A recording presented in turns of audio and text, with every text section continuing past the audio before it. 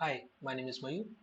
We are discussing about MGD Outliers package and its OutlierNinja class. In this video, we will talk about the plot outlier count method. This method is used to visualize the outlier counts across numeric columns in the dataset. So let's see how it's done. Just to save time, I have already imported necessary libraries and also the same car crash dataset from Seaborn package. And you can also see we have box plots which shows us that there are few outliers in alcohol and non-distracted columns. Moving ahead, I have also imported the MGD outliers package and its OutlierNinja class, and also I have created its object and also fit that object on the given data. So now you can see our object is trained on the given data and its upper and lower limits are identified. So we are ready to plot the outlier counts across the data. Here we just need to call the plot outlier count method on this object and you will see the magical plot in front of you. So I will just write outliers and call this plot outlier count.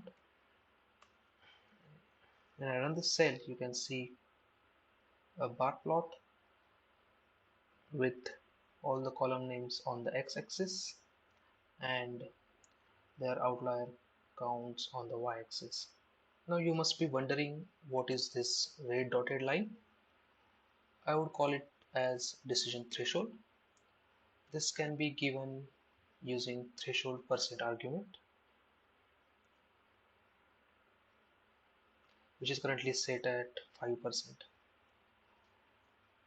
It is an important visual aid that helps in identifying columns that have high number of outliers. If the number of outliers for any column exceeds this threshold value, it means that the column has high number of outliers and require further investigation.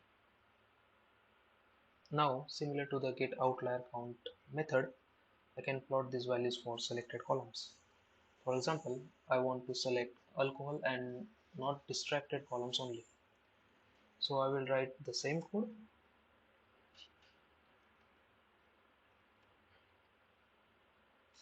but this time I will pass these column names into the argument. So I will just provide a list with these column names and not distracted.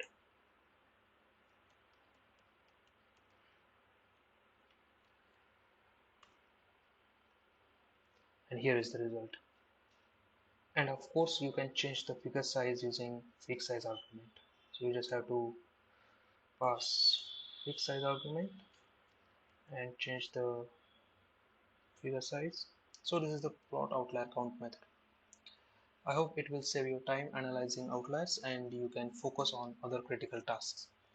If you find this video and playlist helpful, please do consider to like and subscribe and share this video with your friends and colleagues who you think might need this. Thanks for watching.